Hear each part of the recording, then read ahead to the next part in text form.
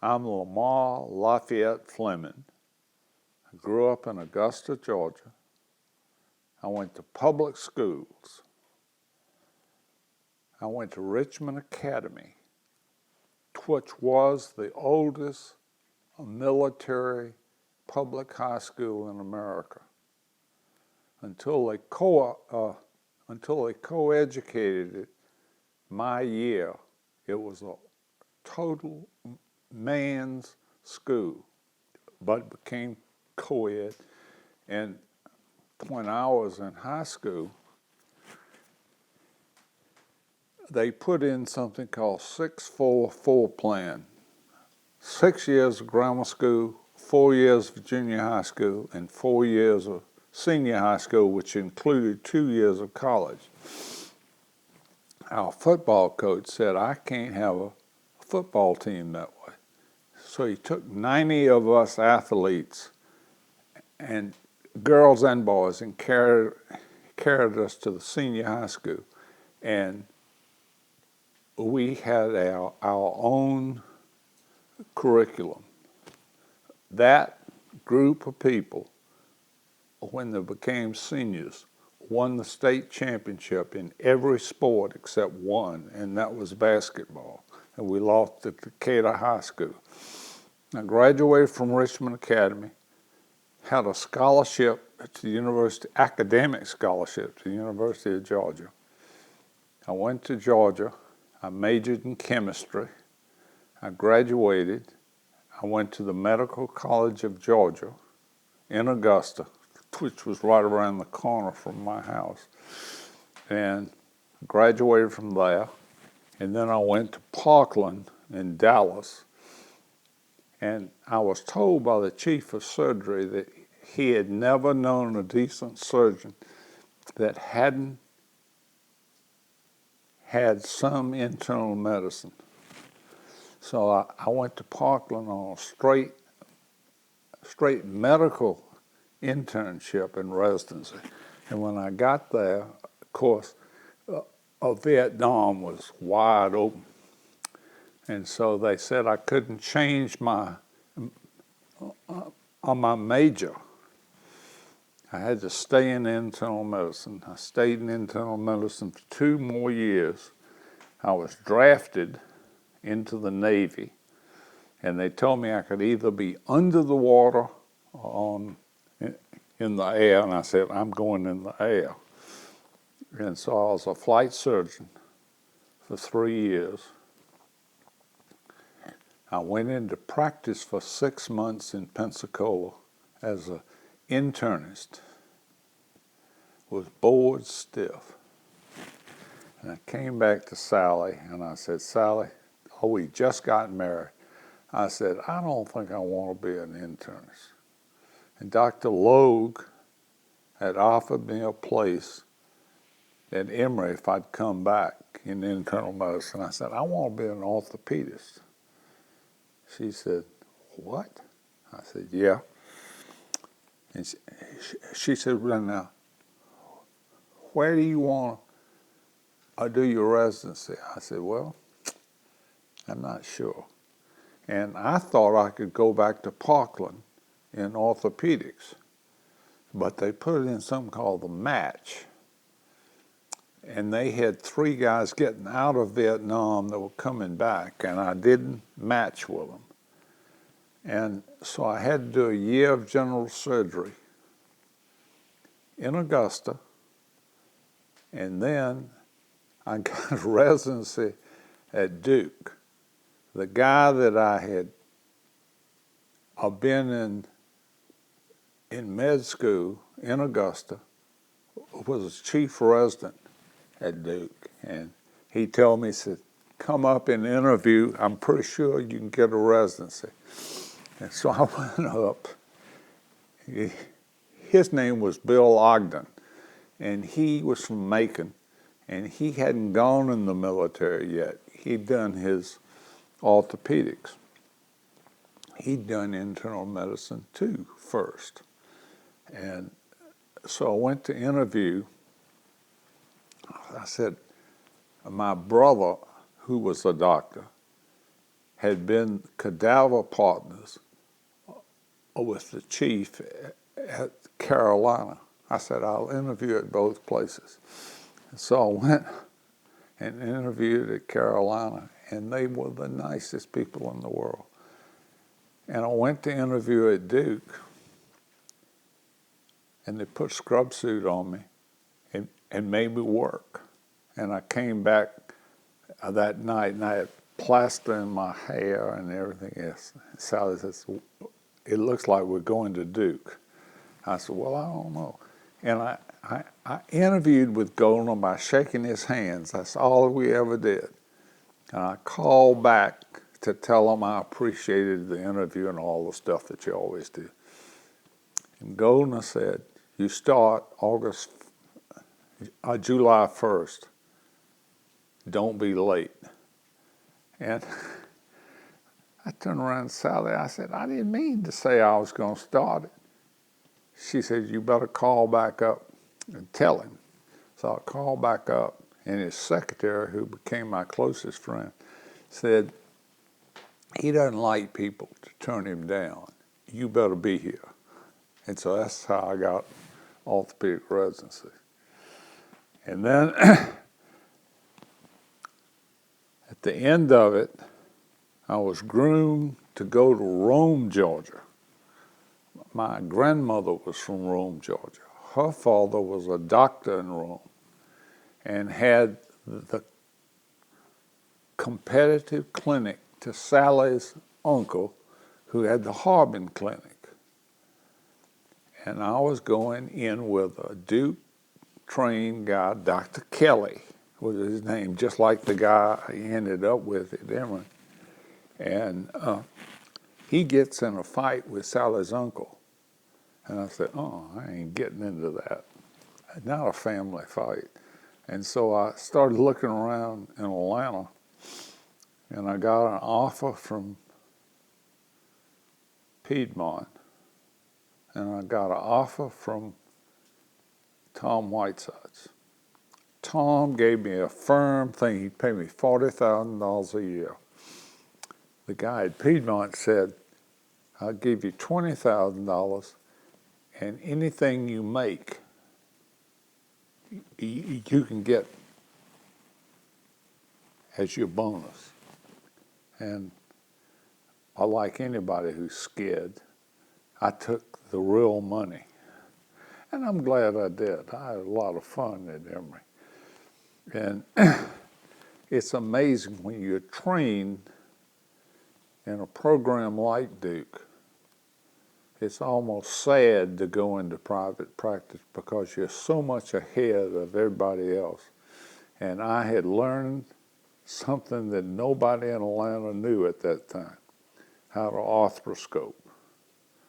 And my chief resident, my junior resident at Duke, had come out of the service from Japan and brought an arthroscope with him. And he and I arthroscoped every knee at Duke. When he got through, he said, son, this is going to make your name. This is what you're going to do. So I came to Emory and trained everybody in Atlanta how to use an arthroscope, which was dumb as hell because they had the patients. I didn't have access to the patients. But anyway, that was my big thing that I brought. And when I got there, they really didn't have a hand surgeon, so I did hand. And they didn't have a foot surgeon, so I did feet. Feet, hand, and arthroscopy. And it was the guy that trained me, Dr. Goldner at Duke, said, Emory's like an elephant that's asleep on the ground. Somebody needs to get it up and get it moving. It can be good if somebody will do that. So I took that on, and it was fun, and it was amazing how fate works. Because we were on one little corner of the A building in the basement. And we had 4 rooms. And 4 rooms we could see patients in. And I said, this thing don't work. We can't grow.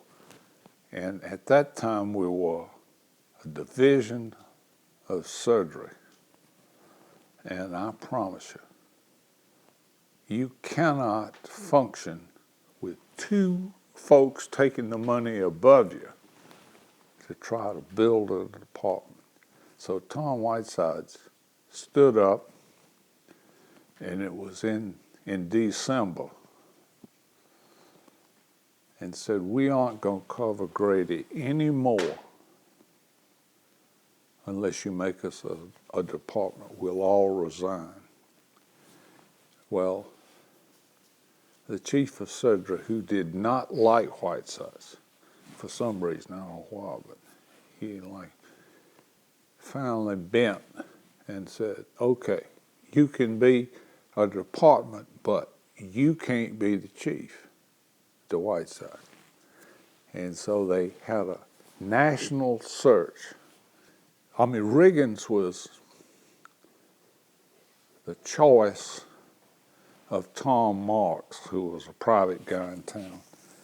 But he didn't get his residency at Duke. He got it at the Campbell Clinic.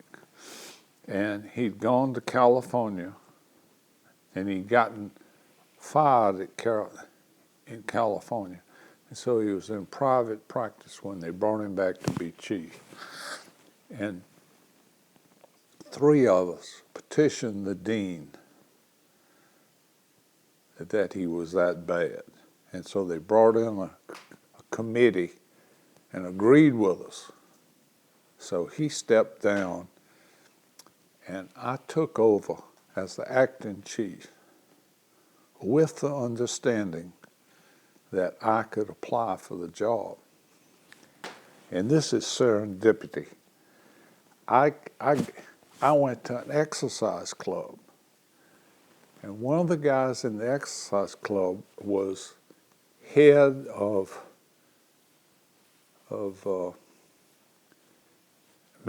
management at Georgia State, Les Rue.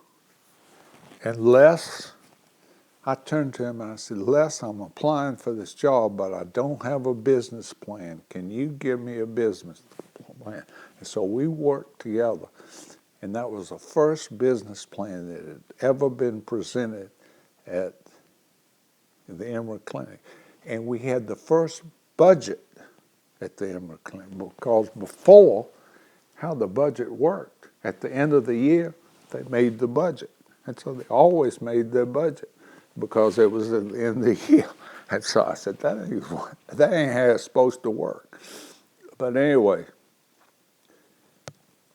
we took 5 orthopedists and an annual income of $3 million. And in 10 years, we had 20 orthopedists and $33 million. And as Goldner always said, the way to get the attention of the school is to make money. And so we moved out there, and of course, the thing that was interesting when we moved to the present building, which has something like 110,000 square feet. I said, God, a bunch of us decided, hey, we'll never I wanted to have a sports center. We filled it up the first day. Because that's the scary part about it. We were trying to, we had an office at Crawford Lawn, we had an office at Emory, we had an office out in the north part. At Pill Hill, we had an office at a north side, and we all moved into one place. So that's how it all happened. And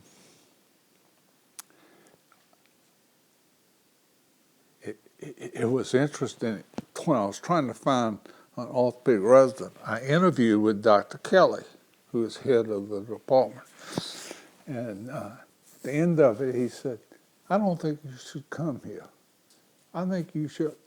I think you should go to some place like North Carolina, Duke, or Harvard, and then when you get through, come back, and I'll hire you." And I kind of, I didn't think anything of it, but it happened to be that way. And Kelly was an interesting guy. You either loved him or you hated his guts. And he was a graduate of VMI. And if that doesn't tell you something, crew cut, everything was, and some folks loved him and some folks hated him. I always liked him. He liked me because he said I was a troublemaker and that I didn't accept things the way they were.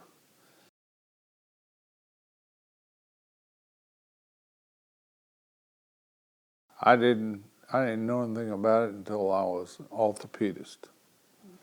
The Emory Clinic, and I saw one of your questions, was really started as the cancer hospital, a cancer clinic.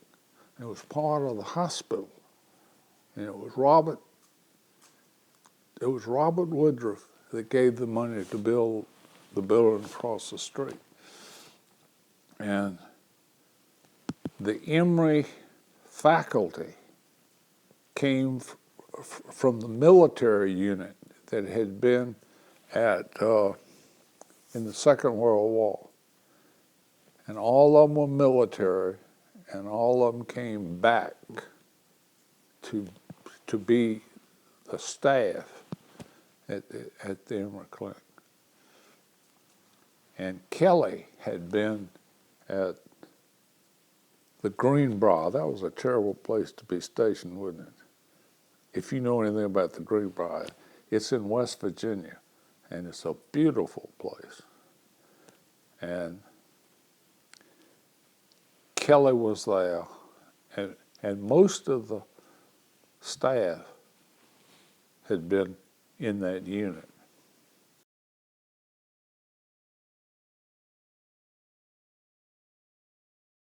In 1975.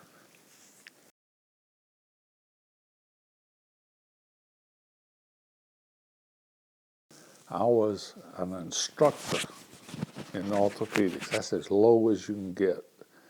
An intern might be a little bit lower, but not much.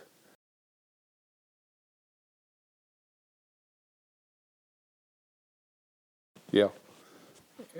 And the interesting thing about that was I was put on call the first weekend I was there, which was the 4th of July.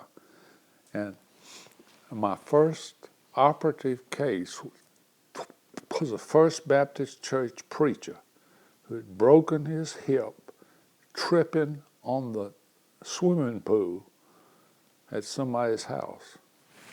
And he had a hip fracture that the best device to fix it, Emory didn't have. And so I had to go back in the back and try to find out what they had that I could do. And I found this ancient thing that you put 5 nose pins up the shaft and attach the head. And I was so scared because nothing would be worse than have the First Baptist Church preacher have problems. And we prayed before I operated on him. The only time I ever did this. And he did wonderfully. And my resident was his first case he had ever scrubbed on. So there was the blind leading the blind, but it worked out fine.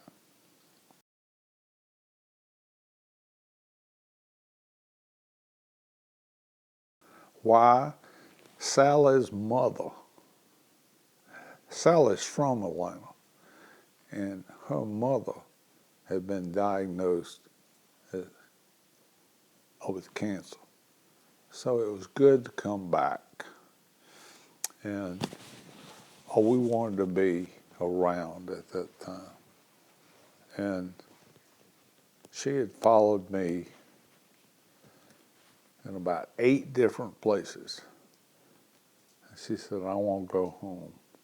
And so I found something in Atlanta and went home. Sally and I had a wonderful romance. I was in the Navy as a flight surgeon. And she was a senior in college at Hollins in Roanoke, Virginia. And so I'd fly a Navy plane up and declare an emergency over Roanoke because we couldn't land any other way. And I dated her. And it was a great time. And she's a great woman.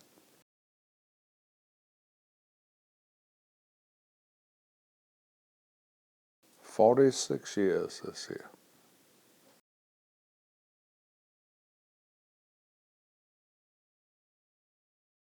That I've trained 100 residents.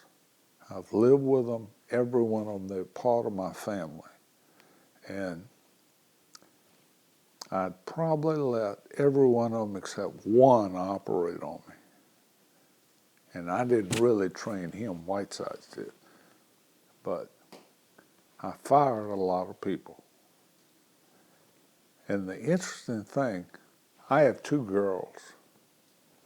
And of course, they were determined they weren't going into medicine. And I had 8 girl residents, and only one finished. She was my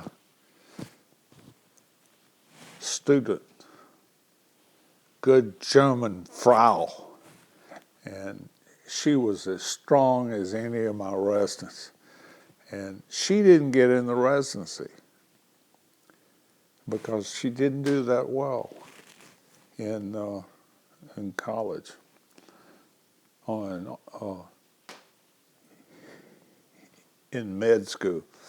And I told her, I said, you didn't match, but if any of my residents screw up, you got the job. I think I can tell you this story because Sally probably. Anyway, she got the job. She did a wonderful job. And I told her when she got the job, I said, now you going to finish. By God, I don't want anybody coming in here and telling me, I don't want to be an orthopedic. So anyway, she gets to be chief resident, and she knocks on my door. I said, Dr. Fleming, I got to tell you something. I said, Missy, if you're pregnant, I'm going to kill you. She said, I'm not going to quit, but I just want to let you know I'm pregnant. I said, all right, I'm going to put you in the lab for a year. And she did. She wrote 8 papers in the lab. And she came back the next year, and she was chief resident. She is the only one that has paid back. She's in Cresty Butte. And my family went skiing with her family every year for 8 years. And she's a wonderful thing. She's now taken up country and Western music. And she's written songs, and she's performed. And she came to my last big hoorah, which was, they named me the Southern Orthopedist of the Southern Orthopedic Society. She flew all the way from Colorado to it, and she's a love.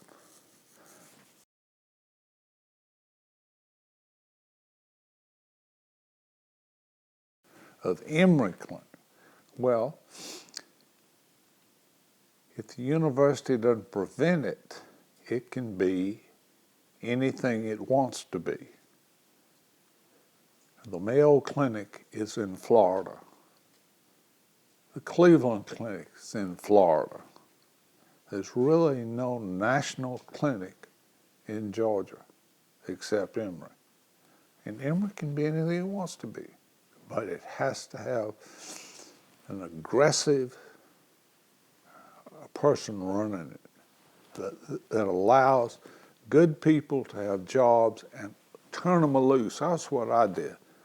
I hired guys. Every one of the guys I hired thought they could do my job better than I could. And I let them do whatever they could do. Scott Bowden really did an excellent job of what I wanted to be done, because I wanted spine to have a research person and 2 or 3 clinical people to help support the research guy. Scott helped support the other spine guys, not vice versa. And the same kind of thing with total joints. It was sports medicine. The two type of people in orthopedic practice that think a lot of themselves are sports medicine doctors and spine doctors. They are not type C personalities. And you've got to let them do what they can do. Don't hold them back.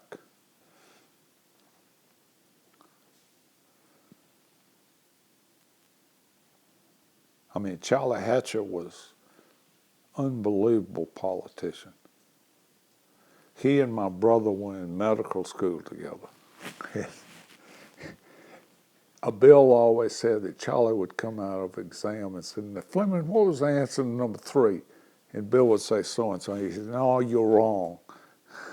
And Charlie would usually be right. And when I was at Hopkins in the summertime, I worked in my brother's lab up there. And I would go up in the surgical suite and watch Hatcher operate. He was a production, I'll tell you something. I'll never get 1 grand rounds. I'm getting off of the subject. 1 grand rounds that he was running. And they had this guy in there that was bleeding, all the time bleeding. And Charlie was running it. Everybody was, all the big guys were there, and they said, "Oh, we put a curtain in his aorta to prevent him from throwing emboli." And finally, after they'd all stuck their neck out, he recognized a student in the back, and he said, "Dr. Hatcher, I just read the New England Journal, and Yale had this guy, and he's a Munchausen syndrome." I don't know if you ever heard of Munchausen. And they gave him a new suit and a ticket to Baltimore, and that's who he is. All this, in Munchausen, they mimic diseases, and they go to hospitals, and they get in the hospital, and they can make out like they're bleeding, or they faint. It's an interesting syndrome. And he had all these big names saying all kind of disease this guy had, and he was faking it all. Everybody just hooted after that. But that was Charlie. Charlie was a good friend.